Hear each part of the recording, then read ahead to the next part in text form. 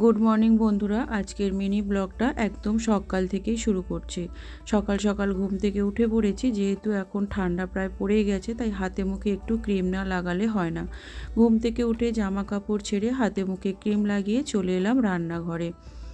বর যাবে ডিউটি, ছেলে যাবে স্কুল, তাই ওদের জন্য টিফিন বানাবো। ওরা কাল বলেছিল মুড়ি নিয়ে যাবে, তাই কাল খেসারি কড়াই এনেছিল, ওটা সেদ্ধ হতে দিলাম।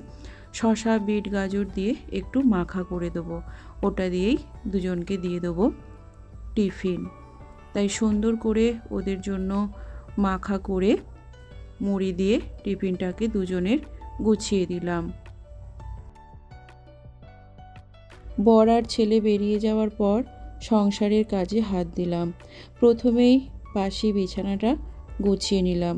ঘর যতই সাজানো গোছানো থাক, বিছানা যদি না সুন্দর করে গোছানো থাকে, যেন ঘরটা দেখতে একেবারেই ভালো লাগে না।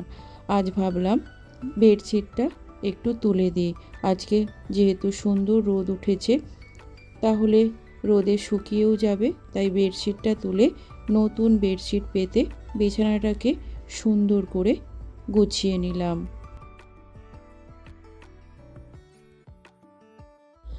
আমার রোজ দিনের এই ছোট্ট ছোট্ট মিনি ব্লগ কেমন লাগে তোমাদের অবশ্যই কমেন্ট করে জানাতে কিন্তু ভুলো না।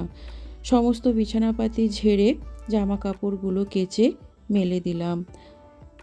আজকের ব্লগটা এই পর্যন্তই।